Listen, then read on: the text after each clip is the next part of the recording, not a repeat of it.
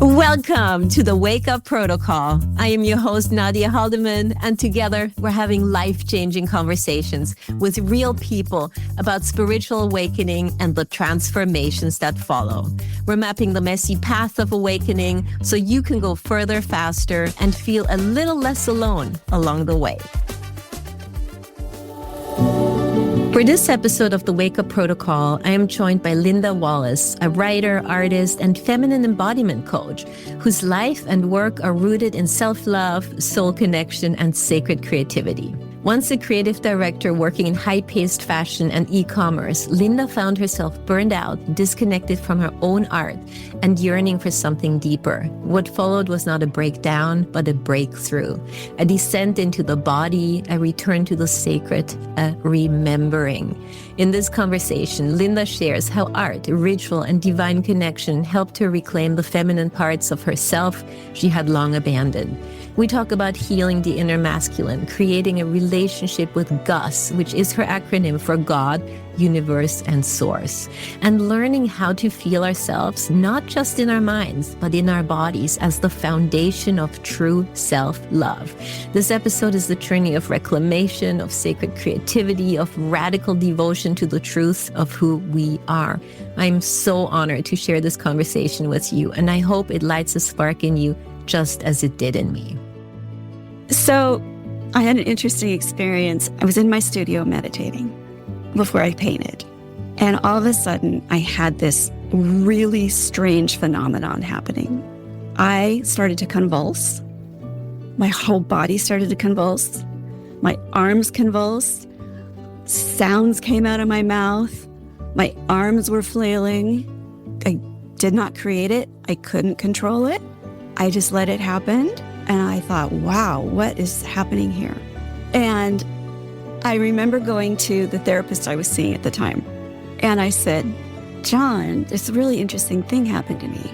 And I described it to him. And I said, and the thing is, it felt kind of sexual, like it came from between my legs. And he said, well, it wasn't sexual. Not really. He says, that's your Kundalini coming from your sacral chakra. And I researched what that sacral chakra place is. And I learned that the name for the sacral chakra in Sanskrit means seat of the soul. So after that, I noticed that that part of my body would talk to me. If I loved something, if I saw a color I loved, if I was excited about something, if I knew something to be true for me, or my boyfriend said something lovely, I would get this little twinkle, and I called it my pussy twinkle. I called it my pussy twinkle because that's what it was. And it was a, yes, I love that. Yes, that is true for me. It was this antenna to my higher self. And I realized that sensation, I'd always felt that, but I ignored it. And this was the beginning of my dropping into what my body was telling me, noticing where in my body I felt it. Did it feel good? Did it feel bad? I was starting to move through life and relationship from a place of being informed of what I want, what I love, what I want to create inside of me. So this was a huge, huge shift. Linda Wallace, welcome to the WakeUp Protocol. Thank you, Nadja. I'm really excited to be here. It's so lovely to have you here. And before we get started, I'm curious, what's feeling alive for you right now in the world or in your heart? Possibilities. Possibilities. I see everything through the lens of creation and relationship. And I just came up with a word today in the shower, creationship. I see everything around me and the people around me and the things around me as partners in creation. And there's so much possibility in that that's exciting, very exciting. I love that. Seeing that possibility in everything and that collaboration and in relationship. I always talk about power dynamics in relationships and also in communication style, the power over dynamic, the power under dynamic, and the power with dynamic. And the power with dynamic, I always explain it as collaboration and building relationships. And I think that's where the real power is. So I love that. And then the word possibility, that anything is possible as long as we dedicate ourselves to vision. Do you want to maybe talk a little bit about how you see possibility unfold in the world? It begins, I believe, and in my experience, with a relationship with the self. What we create has so much to do with what we love, our acceptance of who we are, the qualities of ourselves that we were born with on purpose to create with life, our desires, our truth, our inner wisdom, our feelings, the fullness of our experience in our body. And these are actually feminine aspects of creation, which is what I'm going to be talking a lot about today.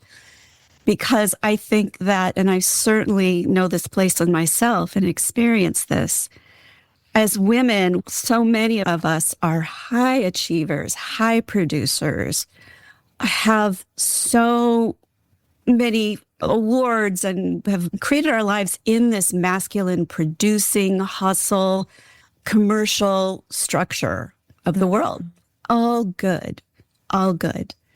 And many of us get to a place where we start to feel like something's missing.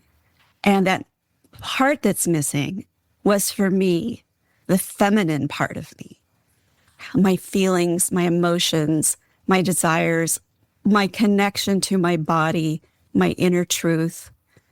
We think a lot, we process a lot, we overcome our discomfort, and we have to disconnect with our bodies to really achieve and be in this hustle world. Mm-hmm.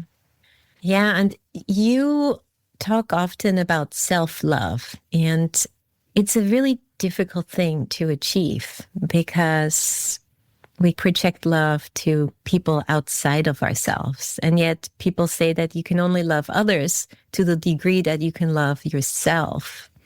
Mm-hmm. How do you see self-love, and how can people achieve that state? Right. How can people achieve that state? So this has been a quest of mine for most of my life. And probably a lot of people would say that. I think that when we're children, we come into this world with a real close connection with our soul. We're off the factory, right out of the factory, and have already an intimate relationship with ourselves and our souls and what we love. And then we have a remembrance of our belonging to source, until we learn from our caregivers in the world that some of the things about us are not acceptable or convenient. And we learn to reject those things and be who the big people want us to be in order to gain love and to survive. As if we were handed a contract that tells us who we need to be and who we are not allowed to be. So I know that I read a lot of books on self-love, and I took a lot of courses. I did all the things, and I would get the concept on an intellectual level in my head. And I would feel great for a few days. And then slowly over time, maybe not even that slowly, I'd be right back into a state of self-criticism, self-judgment, not feeling good enough, feeling wrong, needing to fix myself. So those learnings wouldn't last. And what I discovered was they weren't embodied. Creating the relationship with myself became not one of understanding anything on an intellectual level in my mind. It came from a deep connection with what lived in my body. So the way to access self-love is not through the mind, it's through the body. It's not a concept. It's experiencing yourself with full acceptance of what it is you're experiencing, how you feel about it, without processing, without thought, without judging it. It is your senses. It is your emotions. It's not even making sense of those things. Noticing where those live in your body, how that energy moves from one place to another. This is the land of the feminine, in the body, where our feelings live, where our desires live, where our joy and passion and pleasure are accessed, where our creativity lives, where our truth lives. This has been, for me, the groundwork, the fertile place of creating that relationship with myself that naturally creates a sense of self-love. Mm-hmm. But there's more. But then there was more I discovered. What more is there? So I'll just do a little timeline. I was in a career for over 30 years in fashion retail marketing as a creative. I was born an artist, and it was my soul connection as a child to create art and to create beauty. And I really loved it. And I was lucky enough to have that be a career in fashion, because I drew fashion as a little girl and I loved clothes. And then I got to have this 30 plus career in retail marketing as a creative. I had a great time for the most part. And the last decade or so, I raised to the level of directorship and was in e-commerce, directing the creative direction for product photography for a very venerable fashion retail store, and creating a e-commerce process for shooting fashion photography in a brick and mortar store. And it was the Wild West, and it was a crazy competition with all the other e-commerce retailers. And when you become a creative director, it is the least creative job you've ever done. It was a lot of managing and a lot of meetings and high pressure and high stress and ever shrinking budgets and ever demanding output. So I have slowly lost touch with my own creative voice. And that job that I had, and I'm grateful for having it, I developed skills and a business acumen and a whole different side of me that wasn't the artist side of me. And I was so grateful to have had that experience, but it also kicked my ass. Mm. And at one point I was so burned out, I said, I need to reconnect with my art, which for me, my art was always the place of my soul. I was mentored by Nicholas Wilton in abstract painting. And what I loved about him is it wasn't about process or knowledge or talent. He taught me a call and response between me and abstract painting. And abstract challenged me because it didn't provide any structure. It didn't provide any requirements. It didn't provide an assignment. All it did was ask me, what do you love? What do you want? And I didn't know anymore. I didn't know. So getting back into art and finding my true expression through abstract art, which was the hardest kind of art form I've ever done, was the beginning. And in that practice, I met all the places where I don't love myself, the self-criticism, the judgment, the who do I need to please, me being the last person on that list. And I hated all my work. And I destroyed a lot of good paintings. And I realized this is not an art problem. I'm a seasoned artist. This is a relationship with myself problem. Mm-hmm. But it opened me up because it asked to feel me and to know me. And I started to go there. My marriage ended. I ended up leaving a career. And I leaped into the unknown, letting go of every structure, everything I knew, everything that had supported me. We usually don't leap because we're fearless. We leap because we can't stay another minute where we are. Mm-hmm. And it's a descent into the unknown. And this is how the feminine recovers the parts she has left behind, that she's been deemed unlovable or unacceptable. Mm-hmm. And it's a sacred journey that is uncharted, that looks like a lack of focus, that looks like dissolution, that looks like wasting time, but it's actually the beginning of a rebirth. Mm. It sounds really beautiful that you were able to recognize that and through that hardship, allow that to fall away and figure out what it truly is that is in alignment with your soul, and then start stepping into that. And I do know a lot of people right now who are going through really difficult times, just really feeling no longer in alignment with the work that they're doing.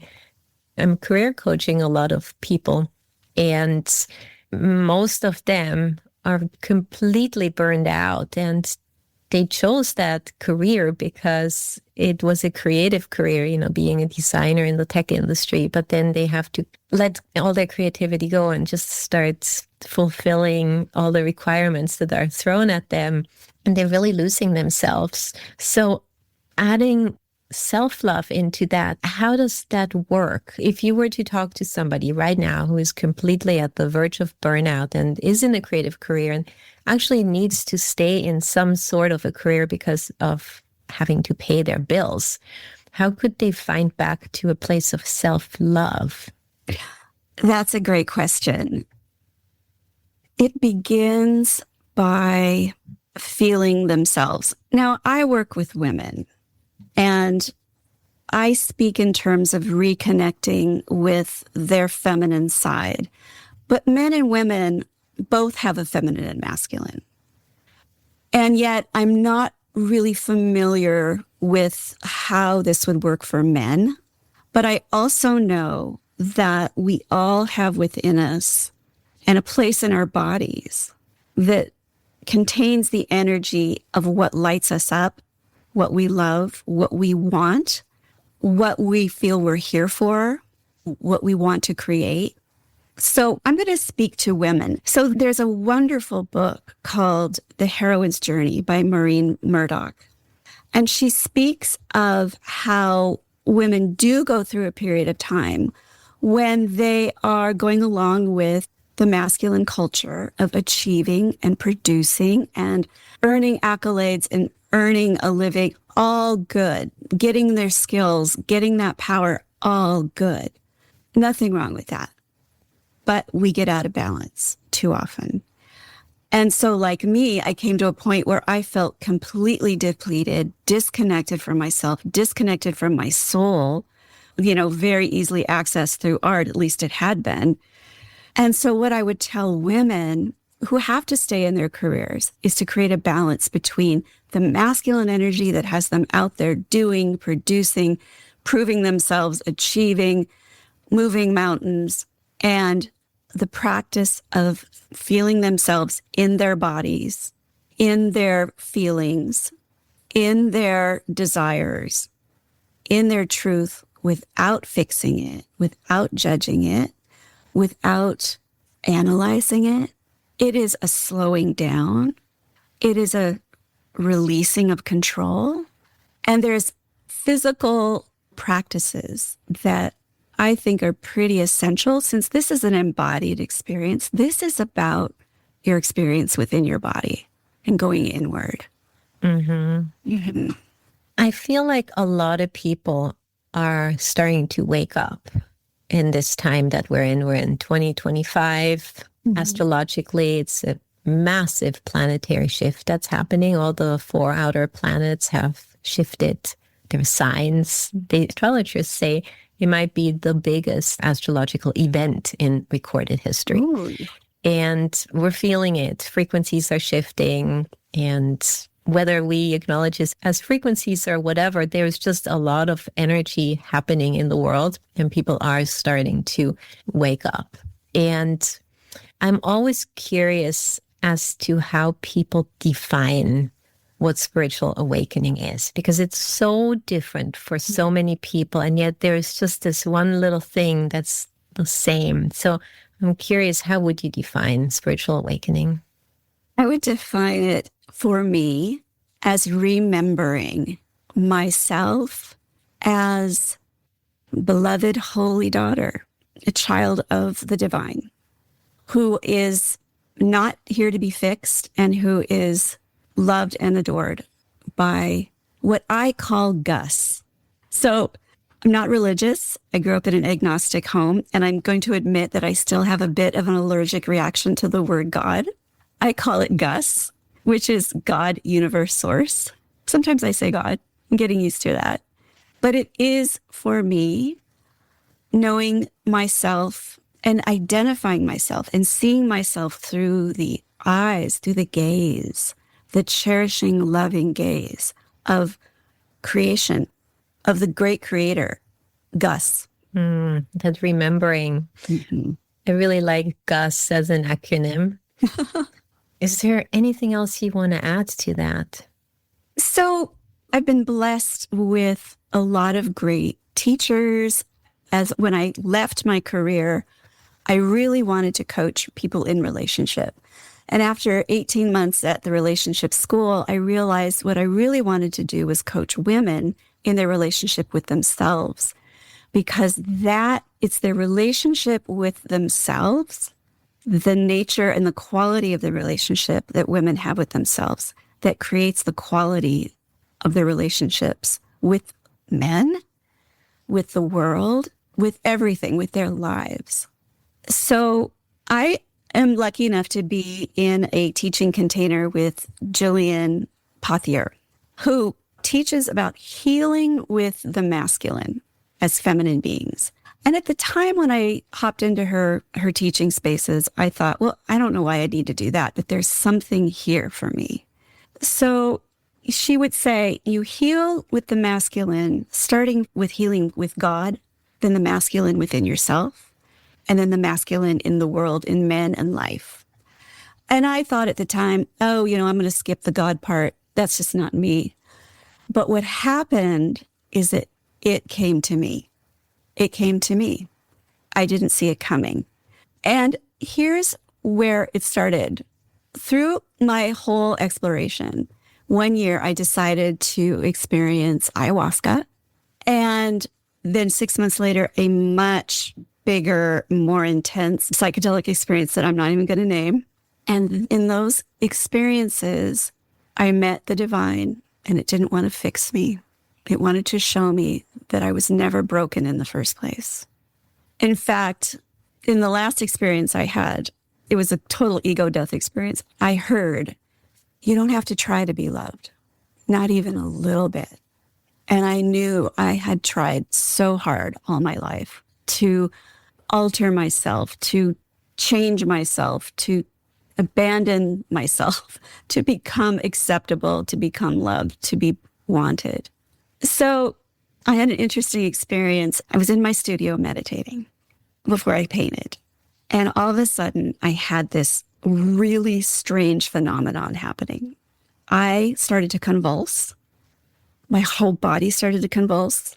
My arms convulsed. Sounds came out of my mouth. My arms were flailing. I did not create it. I couldn't control it. I just let it happen. And I thought, wow, what is happening here?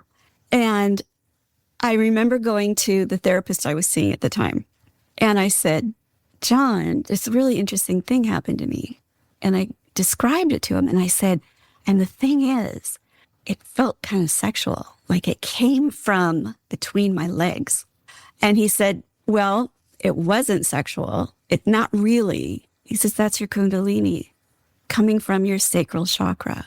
And I researched what that sacral chakra place is, because I didn't know Kundalini from, anything. And I learned that the name for the sacral chakra in Sanskrit means seat of the soul, place of the soul, home of the soul. So after that, I noticed that part of my body would talk to me. If I loved something, if I saw a color I loved, if I was excited about something, if I knew something to be drop dead true for me, or my boyfriend said something lovely, I would get this little twinkle. And I called it my pussy twinkle. I called it my pussy twinkle because that's what it was. And it was a, yes, I love that. Yes, that is true for me. It was this antenna to my higher self. And I realized that sensation, I'd always felt that, but I ignored it. I didn't add up what it really was. And this was the beginning for me of my dropping into experiencing what my body was telling me, feeling what I was feeling, letting myself feel it, noticing where in my body I felt it, the nature of that feeling. Did it feel good? Did it feel bad? I was starting to move through life in relationship from a place of being informed of what I want, what I love, what I want to create inside of me. So this was a huge, huge shift. Yeah, thank you for explaining that.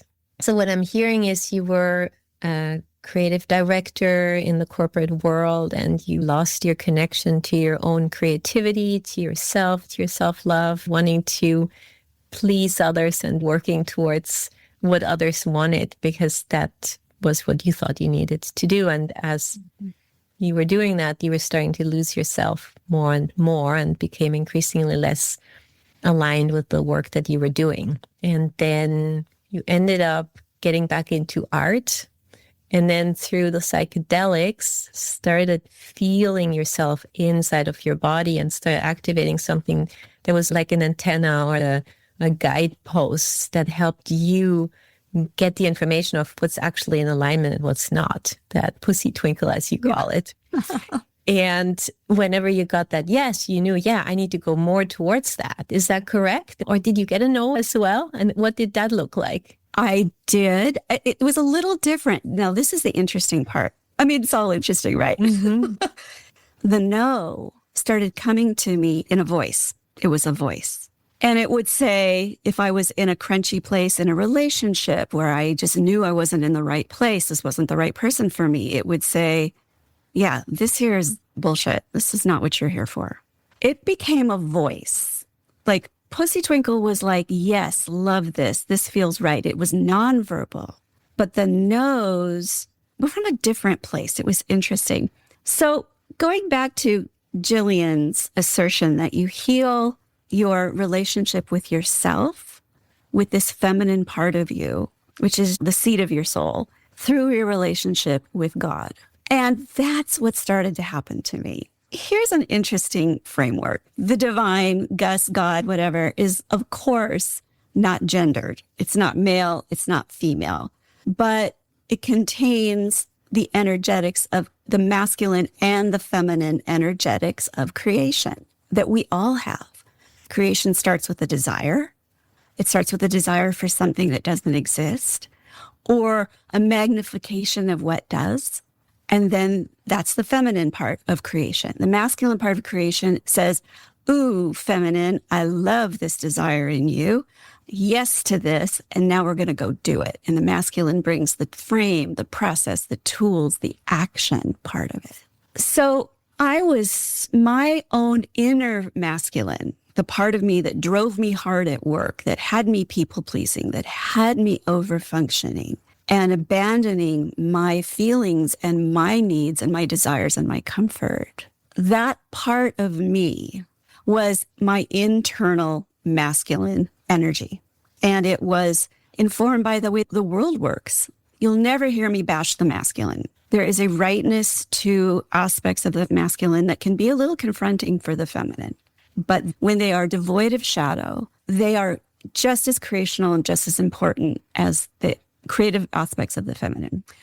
So what I thought was a wonderful thing that I learned was that the idea that, yes, to heal the feminine part in me, I first needed to love her, feel her, give her permission to feel what she felt, love what she loved, desired what she loved, want what she wants. And the feminine loves to be in relationship with the masculine. So what I learned was to take the divine, create a relationship between my feminine and the masculine aspect of the divine, and create this juicy love affair between the two.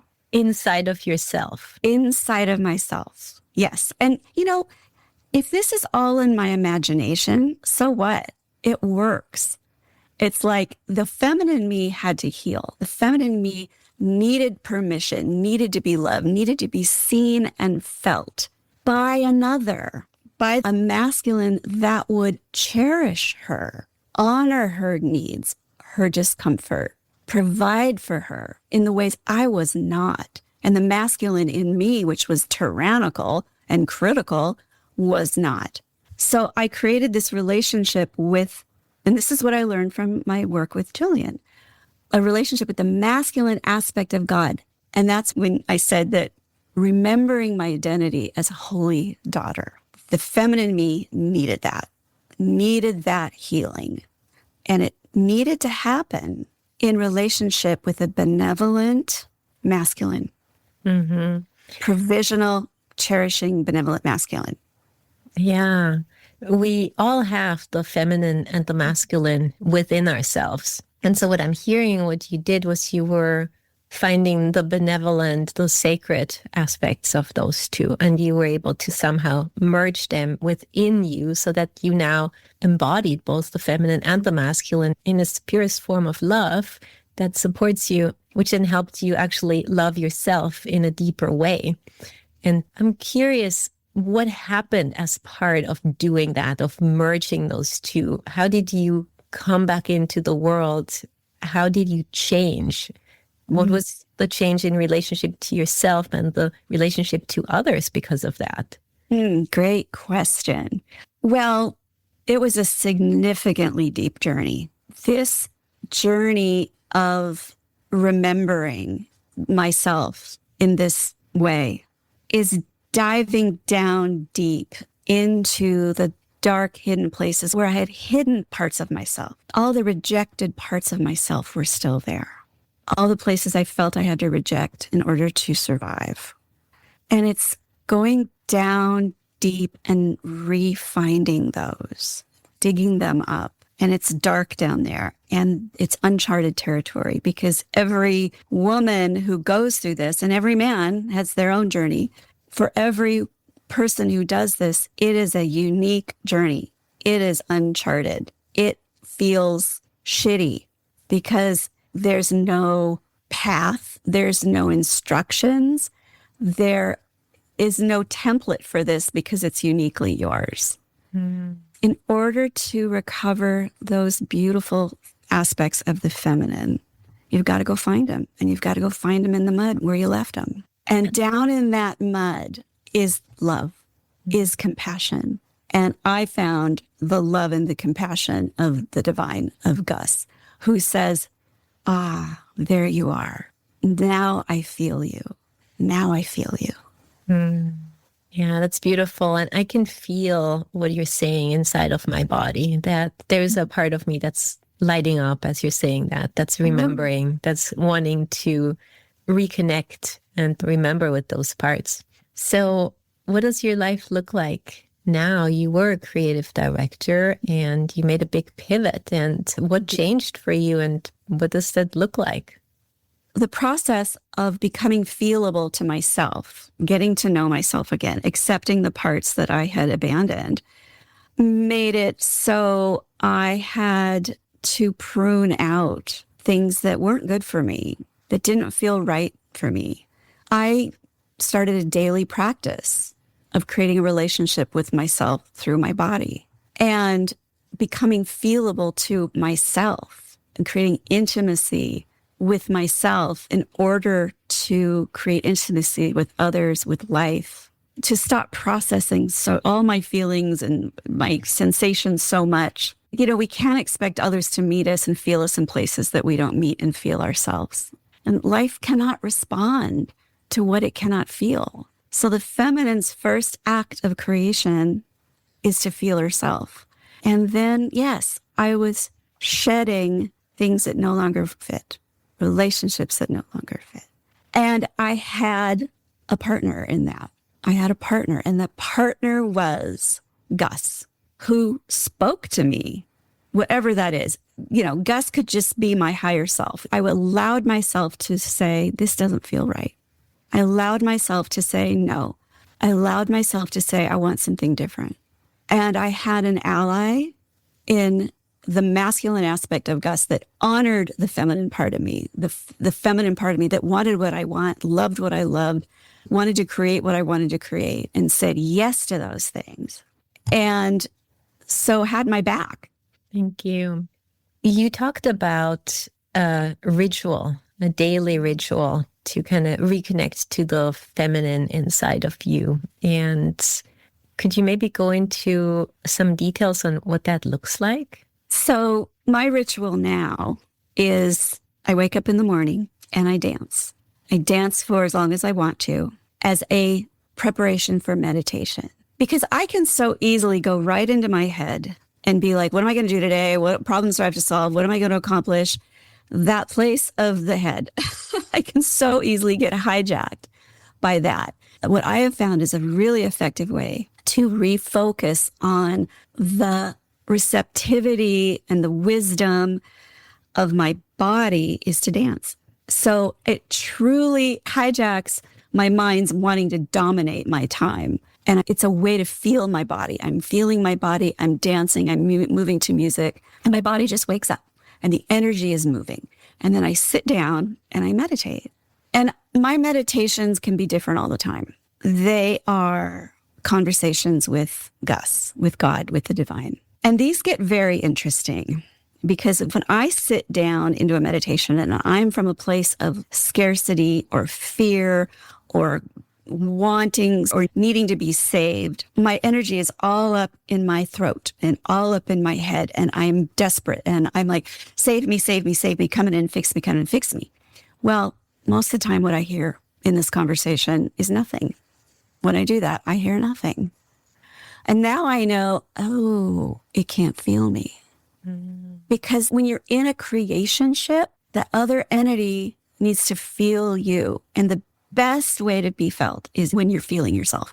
So when that happens, I go, oh, okay, I'm not feeling myself. So what I do is I focus down in my pelvis, in my sacral chakra, and I breathe up through womb. I light that area up, that whole sacral chakra, the vessel, the womb, the whole area, and expand it and expand it and expand it. And I start to feel yummy, and I start to feel myself, and I start to feel lit up. And that's when I feel Gus. It's as if it's saying, ah, there you are. Now I feel you. Now we can talk. What do you want? What would you love? This is the conversation I have. What I'm doing when I do that is I'm expanding the vessel of the sacral chakra, which is the container for creation. It has all my ingredients of creation, of desire and love and truth. And it's opening that vessel energetically up to hold whatever wants to be created through me. And that is a receiving exercise. And that receiving exercise is a crucial creational quality of the feminine, to receive whatever the co-creators want to penetrate you with. You dilate wider to be penetrated and seeded by the masculine principles of life. And notice this erotic language I'm using. That's intentional. The feminine is a sacred space where creation begins energetically and physically. Mm-hmm. It sounds so fascinating to me how you're starting your day with dancing and then you're going into that meditation and you somehow have to feel yourself in order to receive this information, because otherwise it's just in your head and it doesn't get there and you don't receive anything. When you say receive something, how does that show up for you? Do you hear words? Do you see pictures? What does that look like? All of the above. And it is a letting go of the expectation of how it shows up. It's being super sensitive as a receiver without preference to how it comes in, without a requirement for what it should look like. That's another really important creational quality of the feminine. It's like, have your desires, but not necessarily your preferences, because the way that life and Gus and men can give to you and life can give to you is not necessarily going to be in the way you think it will. So it is about being open and receptive to signs and words and images. And sometimes I'll say, I just received a download. Is that me or is that something bigger than me? Sometimes I can identify, no, that was me, that was my mind. Other times I think, yeah, no, that was a download. So this is the other part of my ritual. I have a journal that I do after my meditation. It's separated into 3 parts. First thing I write is part 1, DDD, Daily Divine Download. And I write my experience of my meditation, what my energy was like, what feeling I had going into it, what my intention was, what I received, if anything. And sometimes if I don't receive anything, then I reflect on that. Wonder why I didn't. Okay. All good. It's all good. Then I write what I'm grateful for. And that is really important. Gratitude is seeing what you already have, what you already are receiving. Puts you in a place of like, I'm already being taken care of. I already have what I need. And that energetically really, really nourishes the feminine. I'm already safe. I'm already cared for. Here's all the ways I already am. And then the last category I write about is desire. Now that's the hard one. Desire is a really important, very, very crucial component of feminine creation. It is the feminine contribution to creation. And it's how even we respond to ourselves. What do you want? What do you want? What do you want to create? And desire is pretty high sensation because it usually is asking us to stretch into the unknown. So many of us will drop our desires. Oh my gosh, your desire is going to ask you to be the next version of you. Oh, that's scary. I'm going to drop it. Or having a desire is reminding me that I have a history of not getting what I want. Brings up my scarcity beliefs and my beliefs of my low self-worth. So yeah, it's this deep dive into the feminine, into this relationship with the divine and the masculine is very high sensation. You will run up against your shadows. You will run against your limitations.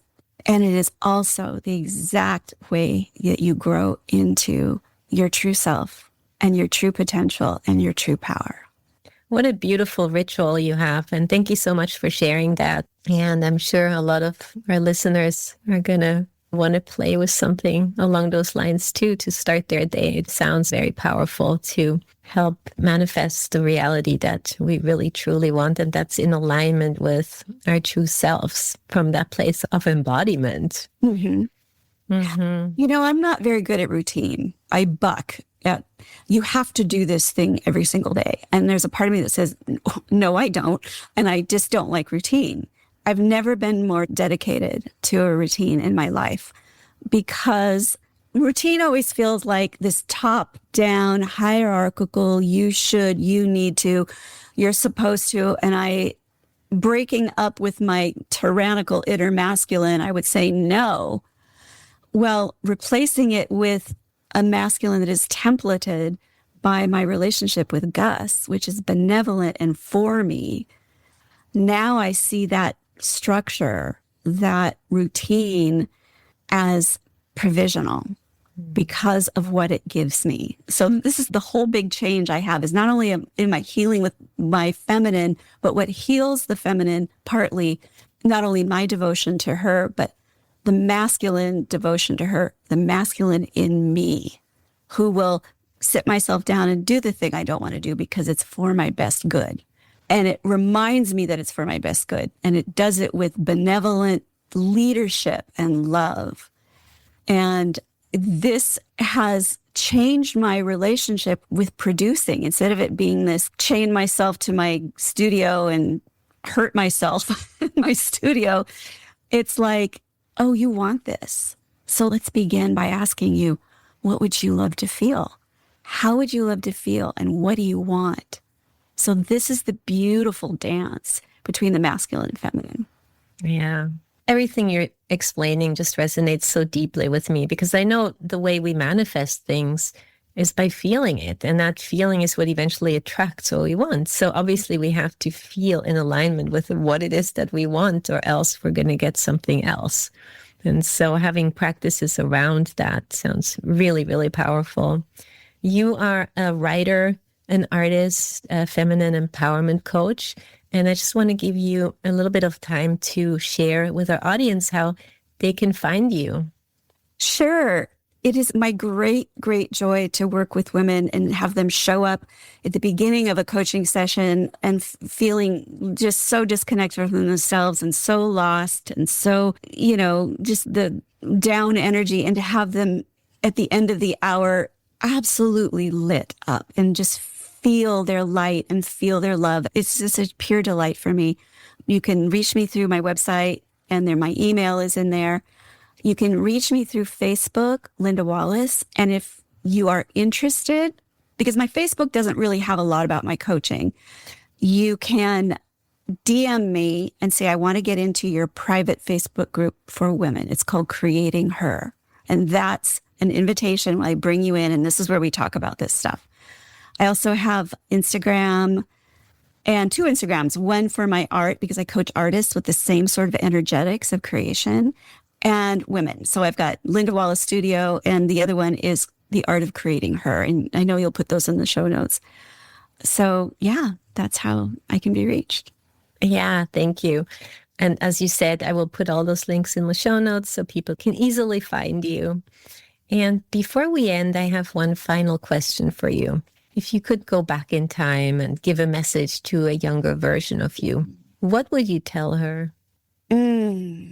I love that question. How precious she is. How rightful her feelings and her desires. How necessary. How it's all going to be okay to hold on to a piece of herself, which I did. I journaled and I did art and I held on to a piece of myself in the face of all the forces around me that were telling me not to.